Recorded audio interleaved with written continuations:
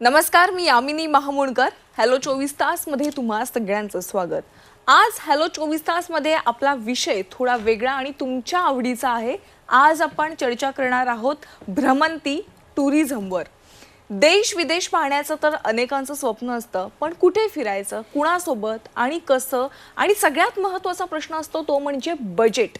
यामुळे अनेक जणांच्या फिरण्याचं स्वप्न एक स्वप्नच राहून जातं आणि त्यामुळे तुमचं देश विदेश फिरण्याचं स्वप्न पूर्ण करण्यासाठी आज आपण एक खास मुलाखत घेतोय.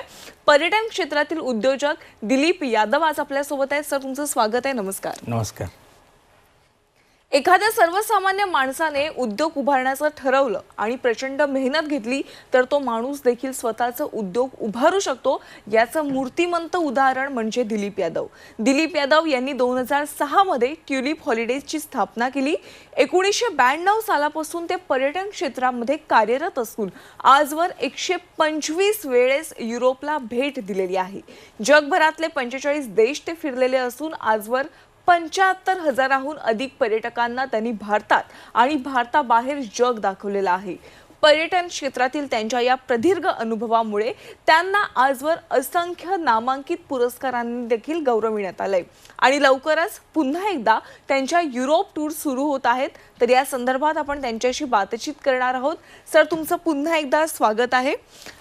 सर, सगळ्यांच्या आवडीचा विषय असतो भ्रमंती आणि याविषयी आम्हाला तुमच्याकडून माहिती जाणून घ्यायची आहे. तर सुरुवातीला हे क्षेत्र खूप वाईड असं क्षेत्र आहे, खूप चॅलेंजिंग असं क्षेत्र आहे.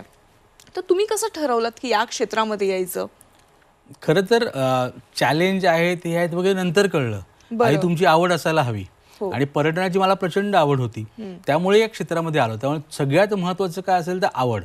आणि त्या आवडीसाठी असंख्य तुम्हाला अडचणींना सामोरं जाण्याची असली जिद्द तुमच्यामध्ये हवी, मेहनत करायची तयारी हवी, पडेल ते काम करायची तयारी असायला हवी. मग तुम्ही जग काबीज केलंच म्हणून समजा.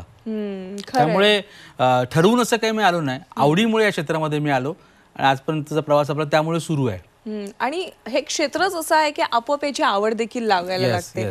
आणि सर, आतापर्यंत युरोप टूरचं नाव घेतलं की दिलीप यादव सरांचंच नाव सगळ्यांच्या ओठी येतं, पण अनेक टूर्स देखील तुम्ही करतात. पण सुरुवातीला आपण गेल्या काही वर्षांमध्ये तुमच्या ज्या युरोप टूर्स आहेत त्या खूप गाजल्यात, त्याविषयी सांगा. गाजल्यात म्हणजे त्यासाठीची गेल्या 20 वर्षाची आपली तपश्चर्या आहे. आणि दरवर्षी काही ना काही नाविन्यपूर्ण लोकांना द्यायचं, पर्यटकांच्या पैशाचा पुरेपूर मोबदला त्यांना मिळाला पाहिजे. आणि युरोप हे लोकांचं स्वप्न असतं, त्यांची आयुष्यभराची पुंजी ते कामी लावून त्या सहलीवरती येत असतात. त्यामुळे ते सार्थकी लावणं ही माझ्या डोक्यात पहिल्यांदा असतं.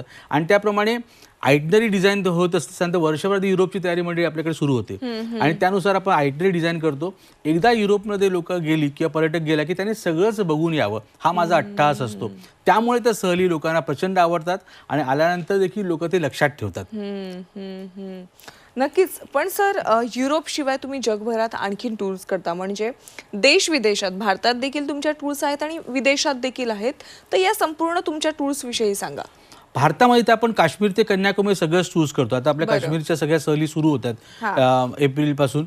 आणि जगभरामध्ये आपण अमेरिकेपासून ऑस्ट्रेलिया, न्यूझीलंड आहे, युरोप आहे, दुबई आहे, सिंगापूर आहे, नव्याने आपण अझरबैजान, बाकूची टूर्स आपण घेऊन जातो. साऊथ आफ्रिका आहे आपली, त्याच्यानंतर केनिया, झिम्बाब्वे ही आपण टूर करतो आहोत. आणि ज्या सिंगापूर, थायलंड, मलेशिया ह्या ज्या लोकप्रिय टूर तर आपल्या सुरूच असतात.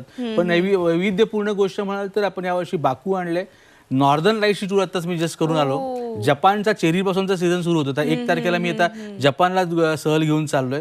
त्यामुळे ह्या सहली सुरूच आहेत. आणि अमेरिका जे एवढे दिवस बंद होतं, विजाचे इश्यूज होते, तो अमेरिकेची सहल देखील यावर्षी सुदैवाने निघते आहे आणि आपण पर्यटकांना अमेरिकेला देखील मे महिन्यात घेऊन जातो. वा वा.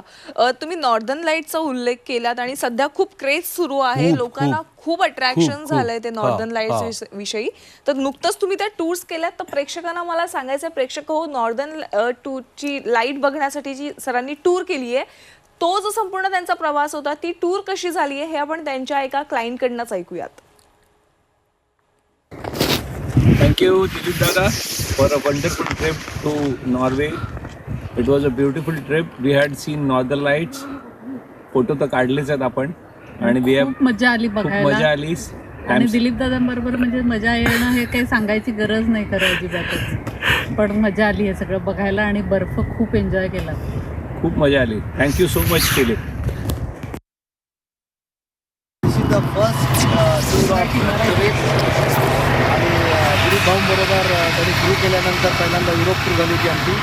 आता स्कॅन्डिनेव्हियनची सुरू केल्यानंतर पहिल्यांदा परत युरोप टूर आहे. As usual very entertaining and encouraging Dilip भाऊ आमच्याबरोबर असल्यामुळे खूपच मजा येते आहे. आणि अशी हेवन लाईक ब्युटी सगळ्या ठिकाणी आम्ही बघतो आहे आणि त्याच्यात सगळेच लोक मजा करत आहेत एकदम. वा, म्हणजे तरुणाईच नाहीये तर मला असं बघतंय सगळे रिटायर्ड झालेले सगळे कपल देखील तुमच्या इथे गेले की सगळे तरुण होऊन जातात. ओ ग्रेट. सर, आता हे तर आपले सगळे भारतीय क्लायंट्स तुमचे पाहिले आम्ही. येस. परदेशी पाहुणे देखील असतात का तुमचे? आमच्याकडे ना स्पेशली मी मागे सांगितलं होतं की आमच्याकडे इस्रायलवरून खूप ग्रुप येतो. आता पण सध्या आमचं एक इस्रायल आमची एक संस्था आहे सानबार म्हणून, त्यांच्यावर आपलं गेली 10 ते 12 वर्ष टायप आहे आणि ते परदेशातून आपल्याकडे सहली घेऊन येतात. मग ते भारतात आणतातच, शिवाय जपान आहे, अमेरिका आहे, ऑस्ट्रेलिया, न्यूझीलंड आहे, दुबई, सिंगापूर आहे. तर सानबार या संस्थेशी आमचं खूप टायप. आताही सध्या त्यांचा 40 जणांचा आमचा ग्रुप भारतात फिरतोय. म्हणजे तिथे युद्ध सदृश परिस्थिती असताना सुद्धा ते पर्यटक भारतापर्यंत येतात. त्यासाठी सानबार ही संस्था जी आहे आमची तिथे अतिशय पॉवरफुली काम करते. त्यामुळे हे पर्यटक देखील आपल्याकडे भरपूर मोठ्या प्रमाणात येत असतात. तर इस्रायलशी आमचं एक खूप जवळचं नातं आहे. आता मी हे साईडचे फोटोज बघते, इतके सुंदर आहेत ना. ते मागचा तो त्यांचा जो दृश्य बघून असं माझं देखील मन झालं एकदा टूरला जाण्यासाठी. तर आता हे ग्रुप्स फोटो देखील मी बघतेय काही. तर ग्रुप फोटो आणि फॅमिली टूर्स ज्या आहेत त्या व्यतिरिक्त काही टूर्स करता का तुम्ही? आपण करतो ना, आपण सिनियर सिटीजनचे ग्रुप करतो. बरं. दादरला एक संस्था आहे, हँडिकॅप मुलांसाठी एक संस्था आहे, त्यांच्यासाठी आपण त्यांची स्पेशल टूर आपण घेऊन जातो. आव्हान पालक संघ म्हणून संस्था आहे. त्यानंतर स्कूलचे खूप नाही पण ज्या काही लिमिटेड स्कूल्सपैकी एक बोरीला एक अजमेरा ग्लोबल स्कूल आहे, त्यांचे तर आम्ही फाउंडर टूर ऑपरेटर्स आहोत. जगभरातल्या खूप ठिकाणी आम्ही त्याची सहली घेऊन गेलो. त्यामुळे स्कूल ग्रुप आहेत आणि ग्रुप टूर्समध्ये मग वेगवेगळ्या गोष्टी आपण सिनियर सिटीजन स्पेशल ग्रुप आहे, पॅरेंट्स टूर, अशी आम्ही काही सिनियर सिटीजनच्या नावं दिलेली आहेत. त्यामुळे अशा देखील टूर्स आपल्याकडून होत असतात. पण आपला मुख्य ओढा हा ग्रुप टूर्सकडे असतो. पण हे तुम्ही खूप उल्लेख केलात की स्कूलच्या टूर्स नेता आणि सिनियर सिटीजन खूप मोठा टास्क ही असतो. खूप मोठी जबाबदारी असते. म्हणजे दोन्ही एक विरुद्ध टोक आहे. लहान मुलांची देखील तेवढीच जबाबदारी आपल्याला असते, तेवढीच तुम्हाला लहान मुलाप्रमाणे सिनियरची देखील जबाबदारी घ्यावी लागते. त्यामुळे चॅलेंज आहे. कधीही कोणताही चॅलेंज तुमच्या समोर उभं राहू शकतं, मेडिकल असेल किंवा इतर. आमच्या ह्या पर्यटन व्यवसायामध्ये चॅलेंजेस आमच्या 5वीला पुजलेली आहेत. त्यामुळे मी आज जे काही प्लॅनिंग करेन ते तशाच प्रकारे पुढे होईल याची गॅरंटी नसते. आणि म्हणूनच माझा कल असतो की प्रत्यक्ष टूरवरती जावं. खरं. मग तुम्ही स्वतः जाता प्रत्येक युरोपच्या मॅक्झिमम सहलीवरती मी आहे, यश आमचा आहे, माझा मुलगा, त्याच्यानंतर संतोष आमचा आहे. आम्ही तिघे जण तर असतो सहलीवरती, की जेणेकरून ना यामिनी की डिसिजन मेकर टूरवरती असतात. इन केस ऑफ इमर्जन्सी कुणाला फोन करा, परमिशन का काय नाही, आम्ही मालक तिथे असतो. त्यामुळे आम्ही टूरवरती चांगल्या प्रकारे लोकांना ऑन द स्पॉट सर्व्हिसेस देऊ शकतो, डिसिजन देऊ शकतो, सोल्युशन देऊ शकतो. यासाठी सगळ्यात महत्वाचं असतं ते म्हणजे प्लॅन. जे तुम्ही आयटिनरी सगळी बनवता सुरुवातीला. तर काय असतं माहितीये, आता तुमची 8 दिवसांची, कधी 12-15 दिवसांची देखील टूर्स असतात. तर या सगळ्या टूर्स, त्यांच्या टूर्स मधले सगळे दिवस जास्तीत जास्त त्यांचे कारणी लागावे, जास्तीत जास्त त्यांना बाहेरचं अट्रॅक्शन बघायला मिळावं, यासाठी तुमची फार धडपड असते. तर हे संपूर्ण प्लॅन कशा पद्धतीने तुम्ही करता? यामिनी ह्याच्यामध्ये एक गोष्ट काय कामाला येते ना, ते आमचं टूर ऑपरेट करणं, म्हणजे टूर लीड करणं, ही गोष्ट आम्हाला प्लॅनिंगसाठी खूप कामाला येते. त्यामुळे जो बेस्ट टूर लीडर जो आहे ना, तो तुमचा बेस्ट प्लॅनर होऊ शकतो. कारण त्याला सगळे खास खळगे माहिती असतात. कोणत्या दिवशी कोणतं मॉन्युमेंट बंद आहे. युरोपमध्ये तुम्हाला ट्रॅव्हलिंगचे रूल्स आहे, ड्रायव्हिंगचे रूल्स आहेत. साधारण 12 तासावरती तुमचा ड्रायव्हर ड्राईव्ह करू शकत नाही. मग त्या दिवशी किती साईटसीइंग असलं पाहिजे, कुठल्या ठिकाणी किती वेळ दिला पाहिजे, कुठली गोष्ट आतून बघितली पाहिजे, कुठली गोष्ट नाही बघितली पाहिजे. बऱ्याच असं होतं की पेड साईटसीइंग ज्याला आपण म्हणतो की आपल्याला पेमेंट करून साईटसीइंग करायचंय, त्या गोष्टी आपल्याला त्यात दाखवायच्या असतात. काय बऱ्याचशा एजन्सी असतात की ज्या अनपेड साईटसीइंग दाखवून टूर मोठी करतात. आपलं तसं न करता व्हॅल्यू ॲडिशन त्या लोकांना द्यायचं असतं. आणि तिथे गेल्यानंतर लोकांचं एक होतं की रिपिटेशन न होता रोज काहीतरी नाविन्यपूर्ण तुम्ही बघताय, याकडे आमचा प्लॅनिंगमध्ये कल असतो. त्यामुळे एकदा तुमची लंडनवरून टूर सुरू झाली की रोमला येईपर्यंत लोकांनी माउंटन्स पाहिलेले असतात, चर्चेस बघितलेले असतात, बर्फ बघितलेला असतो, नद्या बघितल्या असतात. तर सगळ्या गोष्टींचं एक परिपूर्ण गोष्ट आपण एक पॅकेज लोकांच्या हाती देतो. बरोबर. आणि प्रत्येक ठिकाणाचे खास वैशिष्ट्य असतात. युरोपला तर आहेतच आहेत. प्रत्येक देशाचं वैशिष्ट्य वेगळं, घरांची रचना वेगळी, खाद्यपदार्थ वेगळे, शॉपिंग वेगळं. पण प्रत्येक देशाची, मग तो छोटा असेल किंवा मोठा असेल, त्यांची रचना ही वेगळी आहे. आणि म्हणूनच असं म्हणतात की प्रत्येकाने आपल्या आयुष्यात एकदा तरी युरोप पाहावं. तर ते तुम्हाला का असं वाटतं? पण युरोप पाहावं आणि ते गेल्यानंतर त्याला टिकमार्क करून येऊ नये. एक साधं उदाहरण सांगतो. माझी एक बहीण आता 12 एप्रिलच्या माझ्या एका टूरमध्ये येते. कोल्हापूरला असते ती, आणि तिचे मिस्टर आताच रिटायर झाले LIC मधून. तर त्यांची जी काही पुंजी होती ते बघता मला असं वाटलं की हिने छोटी टूर घ्यावी की जे बजेट कन्सर्न असेल. पण ज्यावेळी मी तिला ती टूर समजावून सांगितली तर म्हटलं असं असं तुम्ही घ्या की तुम्हाला कॉस्ट कमी होईल आणि मोठी टूर तुम्ही घेऊ नका. ती म्हणजे दादा नाही, जायचंच आहे ना मला, तर मला संपूर्ण युरोप बघायचं आहे. तर ती 17 दिवसांची टूर करते. आणि मला त्यांच्या मिस्टरने सांगितलं की भाऊजी मला जे काही पेन्शनचे किंवा FD पैसे मिळालेत ना त्यातले 10 लाख रुपये मी बाजूला काढलेत की मी ठरवलं होतं पहिल्यापासून की चाललोच आहे ते मी युरोप परिपूर्ण बघून येईल. तर मला खूप तिचा अभिमान आहे की तिला आयुष्यभराची पुंजी ती या टूरवरती लावते आणि जी जाते ती व्यवस्थित बघून येते. त्यामुळे असा लोकांचा जो ओढा आहे ना तो मला खूप भावतो आणि अशा लोकांसाठी मी मग मॅक्झिमम प्लॅनिंग करतो की त्यांना जास्त चांगलं कसं देता येईल. हो नक्कीच. आणि ज्यांना ओढा जरी नसेल, एकदा टूरला आले का पहिल्या दिवसापासूनच त्यांना ती आवड निर्माण होणार आहे. सर खरं तर युरोपच्या सहलीआधी एक खूप मोठी जबाबदारी आहे. इतक्या दिवसांचा आपण प्लॅन करतोय, देशाच्या बाहेर जातोय, वेगळी लोक आहेत, तिथली संस्कृती वेगळी आहे, खाणपान सगळ्या गोष्टी वेगळ्या आहेत, तर एक जबाबदारी असते. त्यामुळे पर्यटकांनी कशा पद्धतीने तुम्ही काळजी घेता आणि त्यांनी स्वतः देखील कोणत्या पद्धतीने काळजी घेतली पाहिजे आणि फॉर्मॅलिटीज कोणकोणत्या कम्प्लीट कराव्या लागतात? फॉर्मॅलिटी म्हणजे की विजासाठी गोष्ट म्हणजे तुमच्या अकाउंटला छानपैकी बॅलन्स असला पाहिजे. तुमच्या सहल खर्च एवढा बॅलन्स, लिक्विड बॅलन्स, FD वगैरे नाही. बऱ्याचशा संस्था लोकांना सांगत नाहीत आणि त्याच्यामुळे लोकांचे विजा रिजेक्ट होतात. त्यामुळे पर्यटकांना सांगतो की तुमच्या टूर कॉस्ट एवढी अमाऊंट तुमच्या अकाउंटला असली पाहिजे आणि ती आधीपासून असली पाहिजे. आयत्या तुम्ही कुठली पेमेंट तुमच्या अकाउंटला टाकू नका, विजा तुमचा रिजेक्ट होऊ शकतो. तर विजासाठी जे काही डॉक्युमेंट्स लागतात ते आम्ही आधी लोकांना व्यवस्थित प्लॅनिंग करतो. कारण ह्याचं वर्षभर आम्ही प्लॅनिंग सुरू होतं. आम्ही आमच्या त्याचं वैशिष्ट्य असं की आम्ही वर्षभर एक 7 ते 8 महिने एक लोकांचं फ्री सेमिनार घेतो ज्यात युरोप लोकांना समजावून सांगतो. आम्ही लोकांना सांगतो की तुम्ही कोणत्याही संस्थेबरोबर जा, पण आधी हे समजून घ्या तुम्हाला डॉक्युमेंट्स काय लागणार आहेत, विजाची रिक्वायरमेंट काय आहे, तुम्हाला जर तुम्ही नोकरी करत असाल तर तुम्हाला लिव्ह सँक्शन सर्टिफिकेट लागणार आहे, मुलं शाळेत असतील तर त्यांचा ID कार्ड लागणार. ह्या सगळ्या गोष्टींसाठी एक आम्ही सेमिनार घेतो आणि मग त्यात सगळी ती तयारी सुरू होते डॉक्युमेंटेशन पासून. आणि मग त्यात लोकांना कल्पना दिली असते वेदर कसं आहे काय. शिवाय आपण आपली अशी संस्था आहे की आपण सहलीच्या आधी ना सगळ्यांचे एकत्रित एक संमेलन घेतो. आता 22 मार्चला आमच्या युरोपच्या टूरचं घेतो दादर येथे, की त्याच्यामध्ये लोकांना सांगता मी प्रेझेंटेशन देतो. लोकांना अगदी प्रिकॉशन्स पासून, साईट सीइंग पासून, काय शॉपिंग करावं, काय खानपान असावं, काय कार्य, सगळं लोकांना समजावून सांगतो. त्या होतं कसं की आपण लिमिटेड काम करतो पण क्वालिटी काम करतो, त्यामुळे त्याच्यावरती कंट्रोल राहतो आपला. त्या अशा प्रकारे सुरुवातीला देखील सेमिनार घेणं, टूरच्या आधी सेमिनार घेणं आणि शिवाय रोजचं टूरवरती समजवण्यासाठी मी प्रत्यक्ष असतो स्थलीवरती. किंवा यश असेल, संतोष असेल, ते देखील त्याच याच्या पद्धतीने लोकांना समजून सांगतात. त्यामुळे लोकांची सहल पहिल्यांदा जरी युरोपला गेले किंवा परदेशी जरी गेले तरी ती टूर स्मूथ होते. बरोबर. तुम्ही जसं म्हणालात की लिमिटेड काम करता पण ते क्वालिटीचं करता, पण जेव्हा आपण क्वालिटीचं काम करतो त्यावेळेस आपोआप आपले ते लिमिटेशन्स देखील वाढतात आणि क्वांटिटी देखील कामाची वाढते. आणि म्हणूनच तुमच्याकडे इतका वर्षांचा अनुभव आहे, 75,000पेक्षा जास्त क्लायंट्स तुम्ही जोडलेले आहेत. आणि आणखीन एक गोष्ट ट्युलिप बद्दल मला बोलायला आवडेल की तुम्ही जाहिरात देखील फार कमी करता. म्हणजे एकदा अनाउन्समेंट केलीत की टूर काढतोय का तुमच्या लगेच काही दिवसांमध्येच त्या टूर्स फुल होऊन जातात. मला खूप त्याचा अभिमान आहे कारण मी नेहमी पर्यटकांना सांगतो की जाहिरात ही फक्त लोकांपर्यंत पोहोचण्यासाठी आहे. पर्यटक हा आमचा ब्रँड अँबॅसेडर आहे. आज आलेला माझा युरोपचा पर्यटक पुढच्या वेळी आणखीन 4 लोकांना सांगेल आणि 4 लोकांना माझ्याकडे पाठवायची मला खूप गॅरंटी असते. त्यामुळे एकदा सहलीवरती पर्यटक आला की तो आमचा होऊन जातो. त्यामुळे पर्यटक जे लोकांना सांगेल ते महत्त्वाचं असतं. पेपरच्या जाहिराती किंवा इतर जाहिरातीमुळे आपण लोकांपर्यंत केवळ पोहोचतो, पण पर्यटक जे लोकांना आपलं तोंड भरून कौतुक करतो ना त्याला तोड नसतं. आणि त्याचा मला नितांत अभिमान आणि आदर आहे. वा वा वा. सर तुमच्याकडून जगभ्रमंतीविषयी माहिती जाणून घ्यायची आहे, पण एका छोट्याशा ब्रेकची वेळ झाली आहे. ब्रेक नंतर पुन्हा एकदा स्वागत. आपल्या सोबत आहे दिलीप यादव जे ट्युलिप हॉलिडेजचे संचालक आहेत आणि सर आपल्याला आज ट्युलिप सोबत जगभ्रमंती या विषयावर मार्गदर्शन करतात. सर उन्हाळ्याच्या सुट्ट्या आता सुरू होत आहेत आणि सगळ्यांचाच प्लॅन नाहीये, सगळ्यांचंच बजेट नाहीये युरोप ट्रिप करण्यासाठी, तर अशांसाठी तुम्ही काय त्यांना ऑप्शन सुचवाल? ऑप्शन म्हणजे भारतातलं पर्यटन तर आपलं आहेच ना, म्हणजे आम्ही त्याला टाळू शकत नाही. कारण आमच्या परदेश सहलीचा गाभा असतो भारतीय सहली. एकदा पर्यटक भारतीय सहलीवरती आले की मग तो सिंगापूरला जातो, तो दुबईला जातो आणि मग युरोपसाठी येत असतो.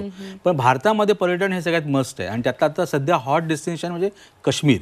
आम्ही डिसेंबरला ऑफर्स दिल्या होत्या की लोकांना सांगितलं की लवकर बुकिंग करा, लवकर बुकिंग करा. त्यामुळे परिस्थिती आता अशी झाली आहे की सहल खर्च कमी आणि विमान खर्च वाढलाय. तर पर्यटकांना मला एकच सांगायचं, जेव्हा किंवा प्लॅनिंग करा थोडंसं ॲडव्हान्समध्ये प्लॅनिंग करा. ऑफकोर्स शाळांच्या सुट्ट्या आणि या सगळ्या गोष्टी असतात, पण तरी देखील वाढणारे विमानाचे दर, समजा 3 महिन्याआधी रेल्वे रिझर्वेशन ओपन होतं, त्यामुळे रेल्वेचा पुन्हा प्रवास आहे आणि तो मोठा प्रवास आहे. त्यामुळे तसं त्याला ते टाळायचं असेल तर Kashmir is the best destination आणि खूप सुंदर डेस्टिनेशन जे आता खूप प्रसिद्धीला आलेलं आहे. इतक्या वर्षात बंद होतं ते आणि सुरू झाल्यानंतर त्याने बूम केले. शिवाय सिमला, कुलू मनाली हे देखील सेक्टर खूप सुंदर आहे. सिक्कीम, दार्जिलिंग आपण सहली करतो. बँगलोर, मैसूर, उटी हा देखील पार्ट जो आहे तो उन्हाळ्यात तुम्हाला दाहकता कमी करण्यासाठी एक चांगला सेक्टर असं मला हरकत नाही आहे.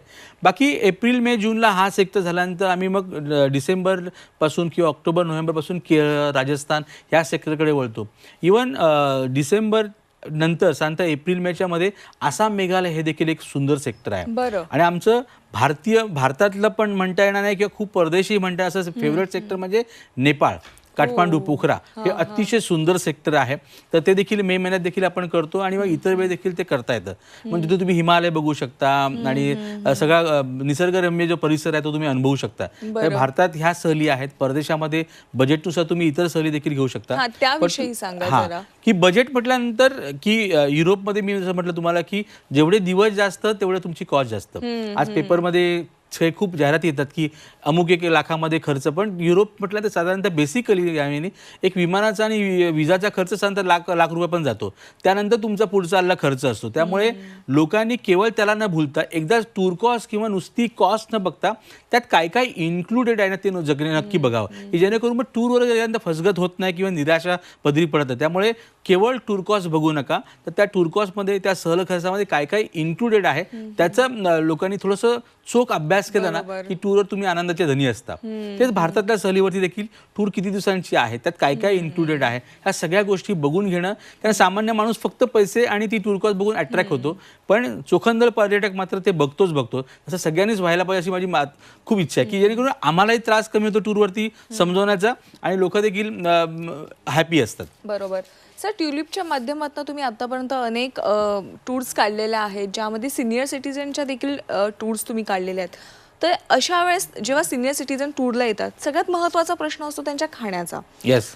का असतं, वयानुसार अन्न देखील पचत नाही आणि परदेशात गेल्यावर फास्ट फूड असतं, त्यांना सवय असते वरण भाताची. तर मग अशा वेळेस इंडियन फूडची कशा पद्धतीने तुम्ही तिकडे सोय करता? तुला सांगतो की आता मी अमेरिकेपासून ते युरोपपासून ते आता गेलेल्या नॉर्दर्न लाईट्स पर्यंत प्रत्येक ठिकाणी आम्ही इंडियन फूडसाठी अतिशय सुंदर रेस्टॉरंट शोधून काढले आणि लोकांनी ते अप्रिशिएट केले. बरं, तुला सांगतो काही वेळी ना सिनियर्सना देखील थोडंसं चाकोरीच्या बाहेर येऊन, वरण भाताच्या बाहेर येऊन खायला आवडतं. त्यामुळे त्यावेळी त्यांना लोकल फूड देणं, मग ते शाकाहारी असेल तर व्हेज पद्धतीचं फूड देणं, बर्गर आहे, पिझ्झा आहे किंवा लोकल फूडमध्ये काही आपल्याला व्हरायटी देता आली तर हे बघतो आपण. तर फूडसाठी म्हणून जगभरात तुम्ही कुठे ट्युलिप बरोबर तुम्हाला कधी त्रास होणार नाही. अगदी माउंट इटलीसला 11,333 फुटावरती युंगफ्रॉला आणि 10,000 फुटावर माउंट इटलीला देखील आपण सुंदर गरमागरम इंडियन फूड लोकांना देतो, जे सिनियर्स पासून ते लहान मुलांपासून सगळ्यांना आवडतं. Food is a not must. लोक आल्यानंतर सांगता आम्हाला की आम्ही वजन वाढवून भारतात परत आलो. ग्रेट सर, तुम्ही आतापर्यंत इतक्या टूर्स केल्यात, 30 वर्षांचा जवळपास तुमचा हा प्रवास आहे. 32 वर्षांचा पर्यटनातला हा प्रवास आहे. अशी एखादी टूर आठवणीतली आहे का की जी कायम लक्षात राहते तुमच्या? आठवणीतलं मला प्रत्येक टूरनं काही ना काही चांगलंच देऊन जाते आणि मी ते शोधत असतो की चांगलं काय असेल त्याच्यातून. तर प्रत्येक टूर ही मी नव्यानं बघतो. माझा मित्र प्रशांत नामले मला नेहमी सांगतो की दिलीप, मी नाटक जेव्हा करतो ना त्यात दिवसाला 3 शो असतात, पण एक शो संपल्यानंतर दुसरा शो देखील तेवढ्याच फ्रेश मूडने मला करावं लागतं. तसंच आमचं आहे. आज 125 वेळा युरोपला गेलो तरी पहिल्यांदा जेव्हा मी जातो टूरवरती, पहिली आता एप्रिल टूर घेऊन जाईन, तेव्हा मी देखील फर्स्ट टाइम त्या टूरवरती येतो. अशा प्रकारे मला वावरावं लागतं. मी खूप वेळा बघितलं हो ह्यात काय बघायचं असा माझा ॲटिट्यूड कधीच नसतो. त्यामुळे एकदा टूरवरती गेलं की प्रत्येक गोष्ट मी ते नव्याने दाखवतोय, मी स्वतः ते एन्जॉय करतोय किंवा लोकांनी ते करावं ह्याकडे माझा कल असतो. त्यामुळे पर्यटक ते करतातच करतात, तर लोकांच्या आनंदात माझा आनंद असतो आणि तो त्यांना जास्तीत जास्त कसा मिळावा याकडे माझा कटाक्ष असतो. तर खूप चांगले चांगले अनुभव या सहलीमध्ये. त्याला वेळ मला सांगणं खूप कमी पडेल, पण प्रत्येक टूर ही काही ना काही नव्याने मला शिकवून जाते. प्रत्येक गोष्ट काही ना काही नवीन गोष्ट लोकांना देण्यासाठी मला उद्युक्त करते. Great sir. तुम्ही इतके देश फिरले, तुमचा अनुभव तर ग्रेट आहे, हे कळूनच येते तुमच्या बोलण्यात ना. पण मला जाता जाता एक प्रेक्षकांना सांगायला आवडेल, तुम्ही सांगा प्रेक्षकांना की आत्ता तुमच्या नव्याने कोणत्या ट्रिप येणार आहेत, कोणत्या टूर्स येणार आहेत, त्यांना एक आठवण करून द्या. Yes yes. आता आमची आता पहिलीच टूर आली ती जपान चेरी ब्लॉसम. बरं. फक्त एवढंच आहे की ती आत्ताची टूर आमची फुल झाली आहे. त्यामुळे जे पुढच्या वर्षी चेरी ब्लॉसम करेल तर खूप ॲडव्हान्समध्ये पर्यटकांनी प्लॅनिंग करावं, कारण ती अशीच सहल आहे की ती खूप लिमिटेड पिरियडसाठी असते. इव्हन नॉर्दर्न लाईट्स देखील आता संपलं, तर पुढे काय ते खूप मोठ्या प्रमाणात बघायला मिळेल असं मला माहिती नाही आहे. पण नेक्स्ट इयरसाठी आतापासूनच आपण प्लॅनिंग करा. पण पुढे येणारी आमची साऊथ आफ्रिका टूर आहे, ती टूर आमची येते आहे. स्कॅन्डिनेव्हियाची आम्ही टूर जी आहे ती करतो आहोत आम्ही. तर त्या टूर आपण करू शकता. युरोपच्या येथील टूर आहेत. शिवाय बाकू अझरबैजान जे आता नवीन डेस्टिनेशन खूप प्रामुख्याने लोकांसमोर आलं ते आपण करतो आहोत. आणि इतर बाकी टूर्स जे आहेत ह्यांचं प्लॅनिंग करताना थोडंसं ॲडव्हान्समध्ये करा. सिंगापूर आहे, दुबई आहे, ह्या तर चालूच राहतील. पण स्पेशली आपण स्कॅन्डिनेव्हिया, साऊथ आफ्रिका आणि अझरबैजान बाकू ह्या सहली आता जे आणल्यात त्याला पर्यटकांनी खूप आधीपासून प्लॅनिंग करावं अशी माझी खूप इच्छा आहे. नक्कीच सर. सर मी प्रेक्षकांना सांगेन, जर तुम्हाला जगभ्रमंती करायची असेल ते पण बजेटमध्ये, तर नक्कीच ट्युलिप सोबत संपर्क साधा. यासाठी स्क्रीनवर दिलेल्या नंबर्सवर तुम्ही कॉन्टॅक्ट करा. सर तुम्ही आज हॅलो 24 तासमध्ये आला आणि प्रेक्षकांना ट्युलिप सोबत जगभ्रमंती या विषयावर मनसोक्त गप्पा मारला, त्यांना संपूर्ण योग्य माहिती दिलीत, मार्गदर्शन केलं, त्याबद्दल तुमचे मनापासून आभार आहेत. धन्यवाद. Thank you very much. उद्या होळी उत्सव आहे, त्याचा तुम्हाला ॲडव्हान्समध्ये शुभेच्छा. माझ्या पर्यटकांना देखील खूप खूप रंगीबेरंगी सणाच्या शुभेच्छा. Thank you very much. नक्कीच सर, धन्यवाद. तर प्रेक्षक हो, हॅलो 24 तासमध्ये आज वेळ झाली आहे इथेच थांबण्याची. ताज्या घडामोडींसाठी तुम्ही पाहत राहा झी 24 तास.